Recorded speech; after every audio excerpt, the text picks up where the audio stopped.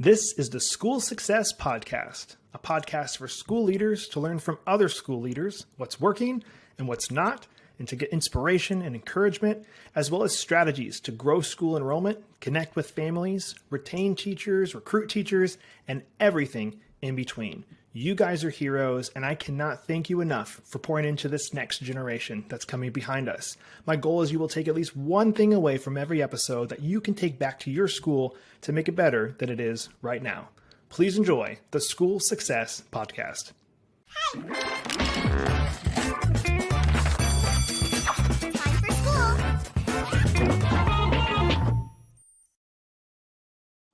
Hey, School Success Makers. Welcome to another edition of the School Success Podcast. I'm your host, Mitchell Slater, and I'm joined by a new friend, Scott Barron, out of the great city of Atlanta. He heads up a company called School Growth, and we're going to dive into all of those things here in just a few minutes. But before we do want to highlight our amazing sponsors over at America's Christian Credit Union. This year, they're celebrating 65 years of service, and they provide essential school banking services and a tuition financing program for schools looking to reduce their risk and administrative burden. You can check out all those things on their website, americaschristiancu.com/schools. That's americaschristiancu.com/schools. You guys have heard this before, but my favorite part is if you're a Christian school and you're having to chase people throughout the year to get tuition paid to you that is owed to you, and maybe at the end of the year, you've only gotten 95% or even 98% of the total tuition that's owed to you. Best solution, it doesn't cost you anything. Go to America's Christian Credit Union, set up an account with them, and you can have your families get a tuition financing loan through them. And then you get your money up front as a school at the beginning of the year. You don't have to get monthly payments, and then you can just manage your money on your own, not have to worry about chasing people, and then they pay America's Christian Credit Union. It's a win-win for everybody involved, and it doesn't cost your school anything. So go check it out at americaschristiancu.com/schools. All right, well, as we jump into today's episode, I'm going to pass it off to Scott to introduce himself, but he goes by a certain title, a title that I haven't heard of before, and it's on his LinkedIn. It's Reinvention Officer, I believe it is, Scott. So I want to hear your story. What is that? Yeah, well, we love educators, and we love helping them accomplish their goals and answer the calling to this work because it's exciting. And so sometimes that requires learning how to reinvent yourself. And we've learned that that's an important journey for schools as well as educators. And so, as I was starting this company, we wanted to be very clear about what we do. And so we called the company School Growth, right? Because we grow schools and the people who have the courage to lead them.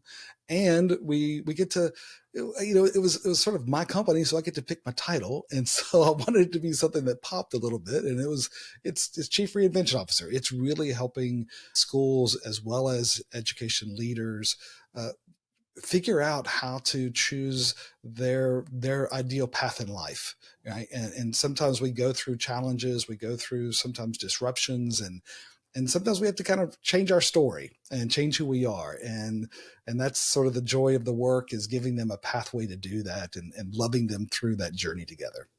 I love it. Well, now I'm thinking I should rename my title. Instead of CEO, I should be SSO and be the School Success Officer. Hey, there you go. Absolutely. I like it.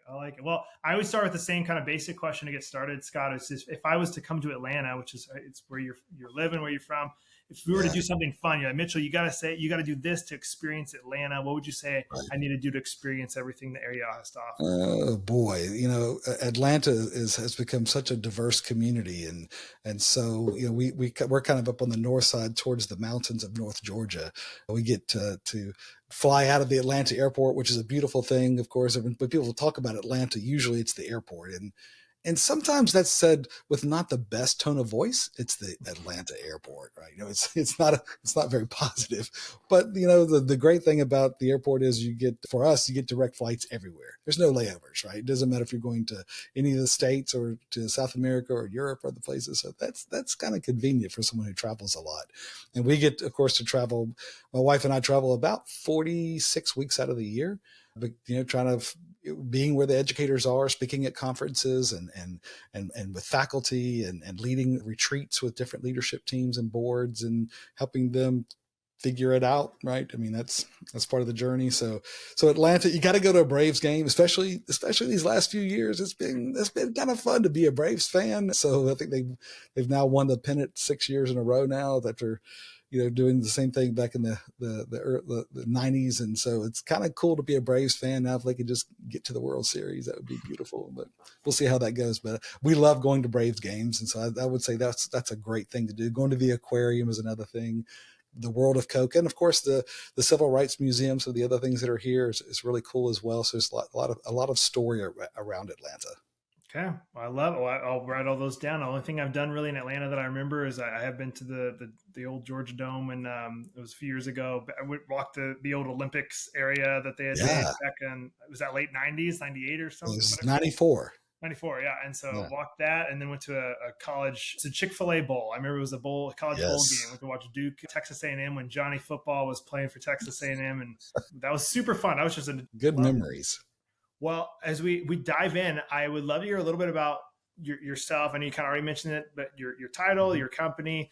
But let's dive into the school growth specifically, and why you started it, how you started it, and kind of where you started and where you got to today. Yeah. So I got involved in education really. I ended up kind of making a deal one night in August of 97 and didn't know what I was kind of stepping into. Sometimes, as they say, you have to be careful what you pray for. And so I ended up a few months later running a school. It was just not part of the journey that was planned at all, but began to do that and really developed a passion for education leadership. Before that, I was running an education technology company. And so had gone into the tech field, and for about 10 years worked in, different forms of systems design and developing solutions. And then got involved in education leadership and then went to Johns Hopkins, got a master's of education, learned how to run a school. And it was just fascinating to work with faculty and with parents and with students and athletics and arts and just come from a long line of teachers and preachers, right? And so kind of been a part of an education background genetically, and so it was a natural passion for sure. My mother and my sister and my father all were involved in either in teaching or in church leadership. So anyway, I did that in Maryland, then in Texas, and then in Georgia. Was the head of 3 different private schools and helped them develop a clarity around their mission and their purpose and grow the school in terms of enrollment and economically, et cetera. And then I decided that, from that experience, I had learned so much of what I had applied in my education leadership and growing these schools. I learned really as an entrepreneur and not in the school of education. And so, a lot of it was how to run a business, right? How to have that entrepreneurial mindset, how to build a team and how to then create a culture. And so what I wanted to then bring to other education leaders is some of those things that they don't teach you in the master's or the doctoral program. So that's what we've been doing is innovating on how do you grow schools? How do you grow schools in kind of, we started this effort back in 2008. So it's we've been doing this now for about 15 years, and it's been fascinating to learn. We work with a broad range of schools across nearly every genre of education. So mostly in private ed because they have to compete. They have to figure out how to be successful. They're not running some of the like a public school or others where there's more of a government constraints and bureaucracy, et cetera. So we started there just because there's market impetus to compete and to grow. I have done some work with private and public schools as well, and then we've been sharing a lot of encouragement to public school educators because that's where 91% of educators are. And so if you're going to love on educators, you kind of have to have a presence there also. So both through school growth, which is our for-profit, where we provide training and planning and support services through our school growth network, where schools join, and we help them figure out. Sometimes it's how did we get here? What was it? What were the decisions that got us to this point? And then how do we kind of get out of this mess? How do we reinvent ourselves, as we said? And others is how do we build on our success? I mean, there's different, they all come from different backgrounds and stories. And so being able to work with a wide range of schools, day schools, boarding schools, military schools, faith-based schools, secular schools, all different denominations. And we get to cross-pollinate the ideas across some of those and just be an encouragement to them, encouraging them in the calling to this work, because education's hard. And it's something that a lot of folks that are outside of the space highly underestimate just how complex school leadership is, but also just, even sometimes for high school educators, raising somebody else's teenagers. I mean, that's hard.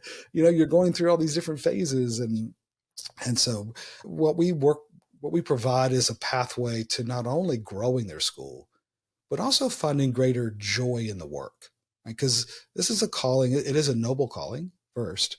And that's an important point to make, because if you look at social media or the public dialogue around education, it's fairly demeaning. I mean, there's a lot of derogatory, even just nasty things that people say about educators. These are people who highly underestimate just how complex schools are, and the implications that are involved are things that schools change our society. They give us the foundation of being able to support our democracy and across other types of countries and systems. There's education is fundamental to quality of life and to sustaining their culture. And in the United States, particularly, there is such a negative tone towards educators. And so we've really tried to build them up and encourage them in the work, and as well as in their faith, is helping them also explore, providing conversations and content and community through our nonprofit Educators Fellowship is providing some of those connections to just to kind of be there, walking with the educators that are across all those different spaces. And, again, preschool, K-12, higher ed, and even organizations that provide, products and services to schools. All of them can be a part of our network. And so we help them develop their strategy but again, find some ways of loving and leading their people. Right? And that's the name of the book that we published, Love Them and Lead Them. But it's that idea that, hey, the calling to this, it's not just about running a curriculum. It's not just about running the school or about technology or buildings or other things. It's about relationships. Right? And that's and knowing how to build, sustain relationships, even through conflict, even through the turmoil that comes and all the emotions that come with education.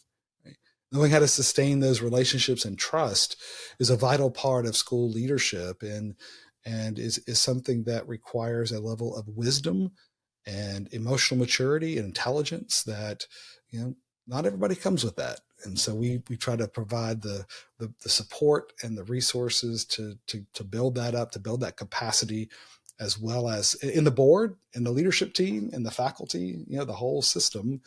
And then execute that on that with authenticity. And that's a very important part of what we do. Man, and it's a high calling. And I love that your background is in education, your family, all that stuff to do what you're doing. And so I'd love to just dive into your expertise, Scott, for where you've come and where you've gotten to. And so if we talk about the schools that you work with, I'm sure you've seen majority of just challenges over and over again that they're up against. And I know there's many, it's vast, but if you were to pick a few to just kind of talk about right now that some of the listeners are probably listening going, man, I have those challenges too, but like how do I get through those challenges? What do I use to combat those challenges? What are some of the ones you continue to see come up that maybe are super toxic for schools right now? Even this week, I've had multiple executive coaching sessions with heads that are dealing with so much conflict. And sometimes that's conflict that they're resolving with some board members or with parents, or usually some combination. Sometimes there's conflicts of interest involved. Sometimes there's just irresponsible behavior involved, But, one of the things that about leadership is you're going to encounter conflict. That's not like a burden that some have to bear. That's life. And so we're not a victim of that. We are called to this, and we have to accept that as part of the journey. And a lot of the problems that, especially in the United States, that we're dealing with in our schools, these are still first world problems. I mean, we're not dealing with some of we're not running a school in Ukraine. We're not running a school in the middle of a war.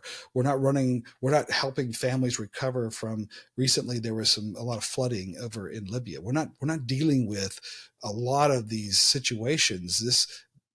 These are fairly manageable. I mean, come on, right?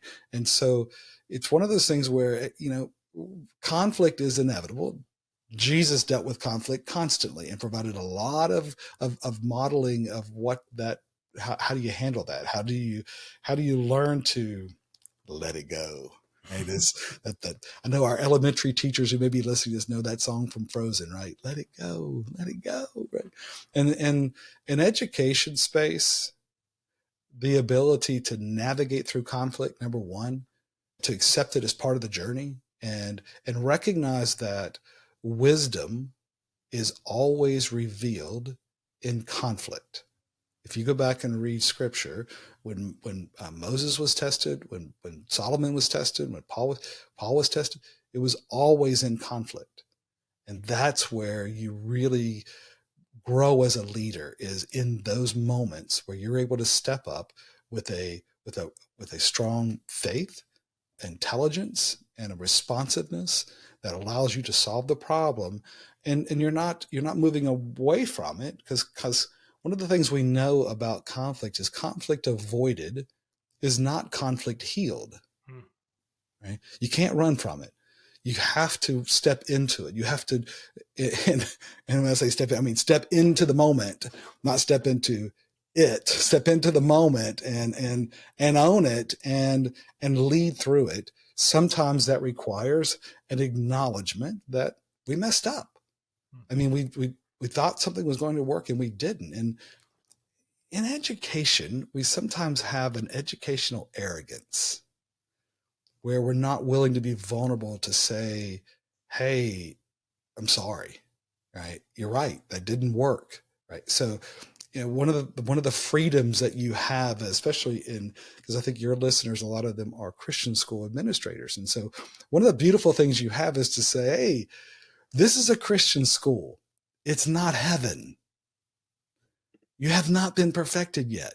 So having an attitude within our leadership, as well as with our faculty, that we're willing to listen, we're willing to engage in relationship. We're going to have situations where we have to go back and say, hey, I'm sorry. Or, hey, let's fix this, right? Because we have conflicting expectations or outcomes, or sometimes we just have poor behavior, right? And so we're not in any type of school, especially where you have, in a K-12 school, you're not just raising students. You're not just helping students grow. You're also helping your faculty, all of your employees grow. You're also helping parents grow. That's a core part of your work, of your ministry through this education process, is helping, all ships rise, shall we say. So part of that journey is knowing how to resolve conflict. And I think it's one of the biggest things that that educators are dealing with, is how do you do that in a way that heals and restores, where we are those peacemakers, where we do have, that spirit that as Jesus talked about in the Sermon on the Mount, of that poor in spirit, right? Which means we remember how much we've been forgiven, so we're willing to forgive. Of course. I mean, how could I not, right? Because of how much I've been forgiven. And that's a thing that, sometimes there's an appeal in Christian schools to Matthew 18, right? The verses, right? There's these 3 verses where Jesus gives direction about how to resolve conflict. But if you see those 3 verses on their own, which typically happens, we pull out those 3 verses and we forget about the rest of the chapter there, which of course Jesus didn't speak in chapters, but there were some parables that were associated, kind of a wraparound with this, right? And those parables are not about justice. Those parables are about forgiveness. And he wraps up Matthew 18 with very clear statement that says, paraphrased, you will be forgiven how you forgive. And in American theology, too often we kind of go down a very dangerous path of, well, I can forgive, but I can't, right, forget.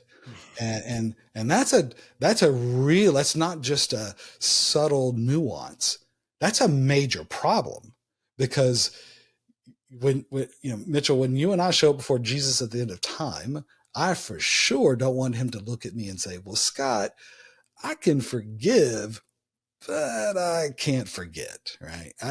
I want it to be like David wrote, where he takes our sins and casts them as far as the east is from the west, right? I want total forgiveness. I want infinite forgiveness.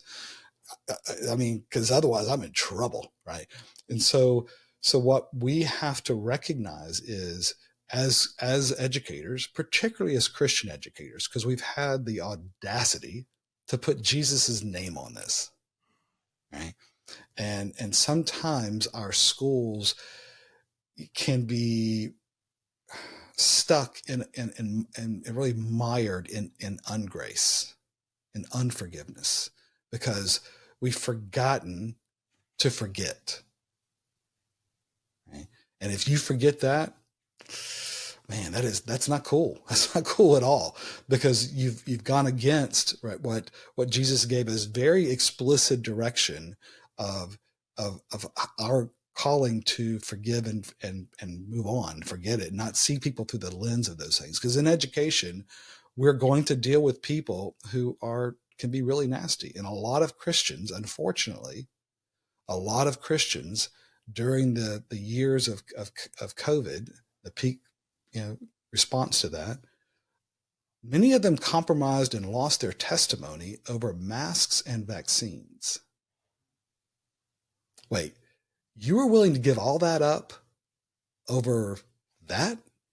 Really? I mean, that's a pretty significant sacrifice to make, right? Because in the end, our calling isn't to get outraged about some of these things that are going on in society and in the political world. Our calling is to love people and to build relationships with people. And when we make our mission field our enemy, we've already lost, right? And that's so knowing how to wisely and respectfully navigate conflict is a vital part of school leadership today. Hey, school success makers, just a really quick break to highlight one of our amazing sponsors, and that is ClassReach. Now, ClassReach supports schools of all sizes from application to graduation. Take charge of your school with ease, power, and mobility using ClassReach, the school management software administrators and teachers love using. You can get your free demo at classreach.com. That's classreach.com. They are amazing people, and they provide this amazing SIS software for you to keep track of your students' grades, communicating with families that are enrolled, and a whole bunch more. So again, check it all out on their website, classreach.com. They are awesome. All right, now back to the show. So good. And you're dealing with, I mean, think about it, obviously you have parents involved, of course, and families, but we're dealing with kids, and like, absolutely, saying if, kids will be kids, and of course that's a huge piece of it. But I know, like, when like we have a 4-year-old, and so I know we've had people that will say like, oh man, he gets so upset, or he gets so riled up on stuff. And I'm like, yeah, he's 4 and actually just turned 4 2 days ago, so he's like, he really was 3. And in my head, the way we've kind of talked about it is a lot of the things he'll do, we'll say, well, it's developmentally normal. And so I'll say that for so many different age groups too, of like, oh, that kid's did this or is doing that. I'm like, yeah, but that's also super developmentally normal that they're doing. Doesn't mean it's right. It doesn't mean that it's not frustrating or, makes you upset or mad, but it's also they're a child that's growing and learning. And so I feel like handling conflict, some of the conflict you might have to go against is developmentally normal, but we still need to know how to handle it and to talk through it, talk to families about it and deal with it, and also prepare our hearts for dealing with it too. So I love it. You touched on that. Is there something that you would recommend these families or these teachers listening, school leaders listening, to help with that? Is there a podcast, a book, some blogs, anything that you would specifically say, hey, I would go read this. This might really help, or listen to this? Sure. Well, I mean, there are some really good materials out that are available on knowing how to negotiate. We teach in a lot of our sessions and our coaching sessions negotiation skills like the book Getting to Yes, learning how to negotiate not based on win lose, but finding shared principles and knowing how to make the best decision, not a compromise decision. Compromise decisions are not always the best decision. So knowing how to make the best decision in light of our mission and our culture and our goals, right? Another one, of course, is crucial conversations, knowing how to have and practice doing things. One of our members, a woman who's a head of school, she really kind of came into this role leading a school unprepared for a lot of the conflict. And so as we began working together, she really had to develop that executive presence that people would trust her and they would see her as the leader, and she knew how to negotiate, to find ways of resolving conflict in ways that didn't get overwhelming, but you were willing to have sometimes those hard conversations in love, because accountability without love is just adult bullying. Right. So what we're looking for, and so she had to grow into that. And I'll never forget one time she said, after she kind of been growing into this and learning how to do that, she said, what's interesting about hard conversations is it never gets easy, but the more you do it, the easier it gets. Right. And so, but I'm telling you, I've watched this woman blossom into an incredible leader who knows how to establish a set of expectations and a vision, who knows how to define culture as well as provide accountability on culture, right? Because you talked about what was developmentally appropriate. So tell me about that 44-year-old who's having a temper tantrum in your office and calling you all kinds of names, right? After you've helped them kind of see some realities and is blaming every other kid and every other parent for their issues, right? That's the hard part about school leadership, Mitchell, that most who have never sat in that seat highly, highly underestimate. Is in your work and in my work, I may make now 3 emotional decisions a year. Right. And I may have to deal with like a client situation or an employee or something else. But when I was a head of school, and this is true of anybody who's in a leadership role in a school, you make 3 emotional decisions at least a day. And so those decisions and those conflicts, it wears you down. And that's the part that, and you're sitting across from people who, you're trying to do your best for them, and they're out gossiping against you, and they're out making all kinds of accusations, and they're sitting right here across from you, threatening you with an attorney and all these other things, a lawsuit and this other stuff. And yet you still have to forgive them. And yet you still have to move on, and you still have to love them, and you still have to love their kids and be a part of their lives. Right. And I mean, that's a level of emotional intelligence and maturity that a lot of people don't have, number one. Number two, they've never been put in that situation to be tested in such a manner. Right. And so part of what we have to be aware of in school leadership is that those pressures are real. And that's one of the things that we explain, by the way, to a lot of board members and policymakers and others that are not involved in school leadership, is that K-12 schools, particularly even PK-12 schools, are some of the most complex organizations in our economy. And they're complex based on 7 particular factors. And one of those is that our customers are emotionally bonded to our employees, right? So, and that one thing, it changes so much and influences so much about what happens in education. Because when we hire somebody, we're not just putting them on the payroll, right? This is not like other companies where there's a slogan we use in business, right? It says, hire slow, fire fast, right? So you do your best. But if they don't work out, let them go, move on, right? But in schools, we can't do that, you see, because when we make these decisions, we're not just putting them on the payroll, we're actually connecting them into an emotional ecosystem. And there's roots and there's connections. And so as they build a relationship with their teacher or their coach or whatever, now if I decide that, oh, this is not working out, I'm not just taking them off the payroll, I'm ripping them out of an emotional ecosystem, right? And there's a lot of pressures to not do that. There's a lot of, so what you see happen in a lot of situations is there's compromise. There's like, I don't want to deal with all those upset parents and kids or whatever, right? Even though I know this teacher, they may love this person or whatever, but they're either very, very difficult with them to work, or perhaps they're not even good at their job. But these families really love this person, and it's difficult for me to explain why. No, this is not working. This is not the right person. And so a lot of administrators will just say, we'll let it slide. I'm gonna make, and some of the most unethical, immoral decisions made in education, they're personnel related. Right? Because we're willing to make compromises because of the nature of those relationships and those connections.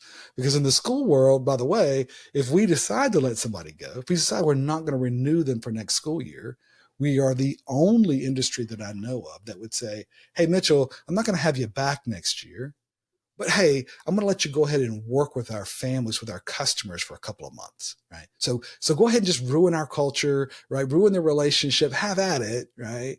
And then at the end of the school year, we'll just kind of part ways. Nobody does that. If you were to let somebody go from your company, most of the time that would be a fairly immediate decision. You're not going to deal with that long-term consequence, right?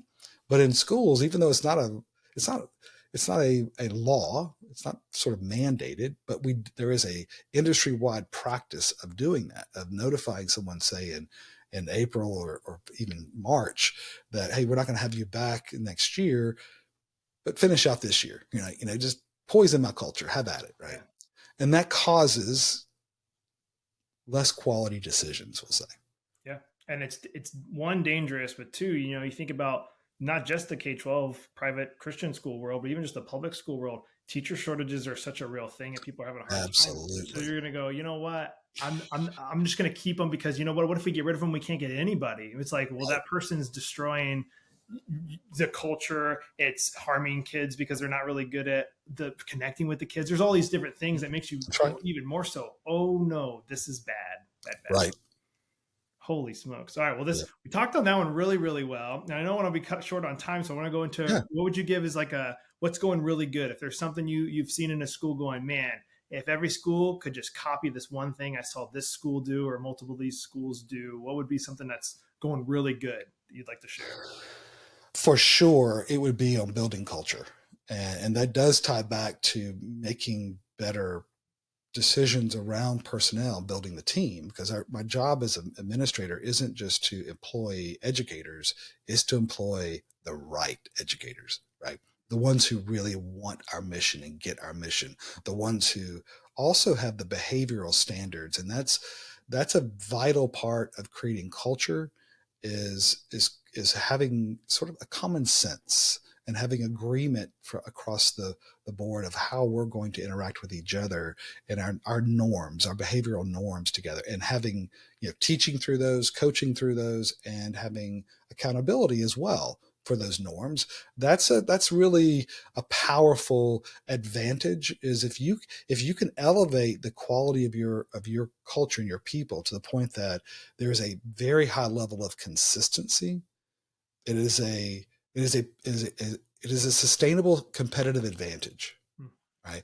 Now my culture becomes really a vital part of my value proposition. It's in other words, when my families experience my school, it doesn't vary person to person, day to day, classroom to classroom. Right. There is a consistency of how we interact, of expectations, of how we solve problems. Right. There is such a high level of people that quite frankly, people then become willing to say, hey, I'm not asking the question, how can I afford your school? I'm actually asking the question, how can I not afford your school?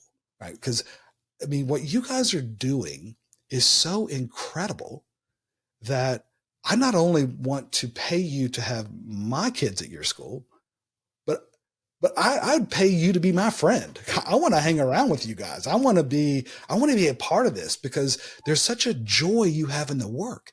There's such a powerful and palpable experience here that I want to be a part of this. I want my family here. I'll bring my friends here, right? And so the thing that's working really well is being radically committed to culture, is establishing those cultural expectations, usually expressed as core values, having a clear way of communicating expectations for those core values, often using some form of a rubric that defines what that would look like. And then again, having a commitment from the leadership at the top, from the board all the way down, that says, now this is who we are. And we're going to, while we do have an incredible curriculum, we do have maybe some beautiful facilities, other pieces, those are supporting pieces to our culture. Because if we can build that type of a culture of excellence, truly, and we use that term authentic excellence to say it's not just something we say, and we put it on the website, because by the way, I think it's close to 95% of schools use the term excellence on their website, either in their mission statement or their other supporting statements, their brand proposition. Right?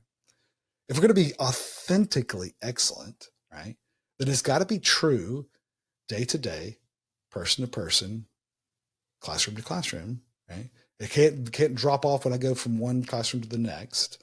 It's got to be consistent. When I go to the athletic field, when I go into the arts studio, it's got to be excellent, right? And we get to define that. We get to define what we mean by excellent, but we have to have an authenticity to who we say we are and how we behave, because that's the secret sauce. If you go back to Good to Great, right? Jim Collins, really a very well-researched pathway to greatness, or again, using the school terminology, excellence, right? There is a pathway, but it's really actually quite easy. It's just kind of a 3-step process of disciplined people, disciplined thinking, disciplined action, right?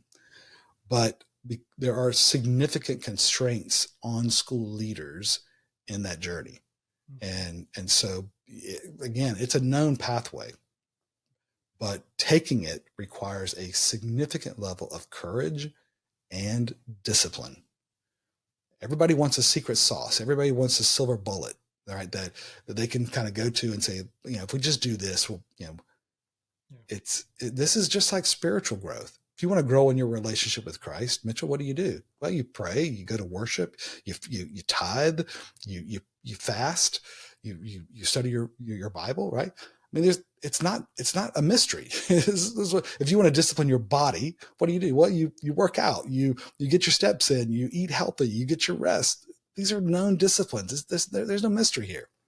Well, the same thing is true in schools. If you want to grow a school, if you want to do it in a way that is authentic, there is a pathway, but it's disciplines. You have to learn the discipline of leadership capacity, how to build the right team. You have to learn the disciplines of organizational health, how to create a healthy organization that is vibrant and that trusts each other, because trust is the oxygen of a school.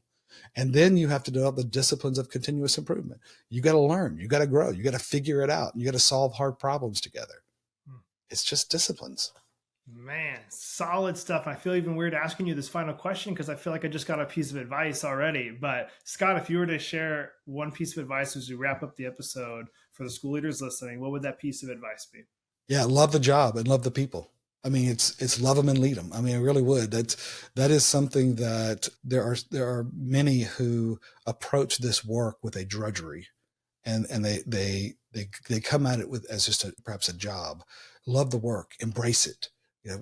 Figure out a way to rediscover your joy and your enthusiasm for it, because you can't give what you don't have.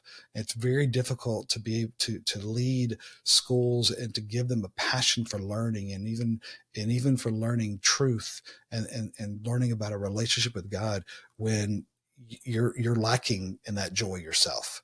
It doesn't become contagious. And so find the joy, find the love. If either you begin hanging around people who have it, sometimes it's contagious, right? And then, or you find organizations that have discovered some of that and figure it out, right? Pray, ask God to give it to you. Pray for that wisdom, but don't lose your fire, because it makes such a difference to the educators that are in your sphere of influence and the families that are part of your school. Love it. Scott, man, you are very well versed in what you do. You're super well spoken. I love what you're doing. Love how you're helping these schools grow. Obviously, that's exactly what your business name is. So wishing you nothing but the best as you continue to do that with you and your team, and would love to hopefully get together in person one day, grab a cup of coffee. I could just pick your brain for hours upon hours. It'd be easy peasy. So let's do it. Thank you for taking time to be on the podcast today, my friend. I appreciate it. Our privilege. All right. Thanks, Mitchell. Well, another huge shout out and a thank you to Scott for taking time and being on the podcast today. I love what he's doing over at School Growth. He's doing some amazing things for schools, and I'm wishing him nothing but the best as he continues to do that. And if you guys haven't, go check out his website, schoolgrowth.com. There's an email newsletter you can sign up for that comes out every Monday for his stuff that will give like an encouraging word for you as a school administrator. So go sign up for that. Now, we have some great ways to connect with us and our team here at School Success. So please go to our website, schoolsuccessmakers.com. There's a newsletter you can sign up for in the top right called the School Success Report. It's got some great articles. We're going to have some sweet giveaways and some different cool things we're going to launch later in the year. So make sure you don't miss out on that School Success Report on our website, schoolsuccessmakers.com. Also, our private Facebook community, completely free. Go join that. It's called School Success Makers. I'm personally in there on Facebook. Would love to see you in there in our community as well. If you guys have any comments, suggestions, ideas, or things that you would like to see us talk about on the podcast, or different guests you'd like us to have on, please let us know that as well. You can send us a message on our contact form on our website, schoolsuccessmakers.com, and let us know. And if you've been loving the content, we'd love a 5-star review, and to share it on social, tag us. We'd love to interact and comment back, and maybe reshare you guys on our profiles as well. Would be greatly, greatly appreciated. And I think that's it. I think that's all I got. So guys, we'll be back here next week with another amazing guest as usual on the School Success Podcast. We'll see you then.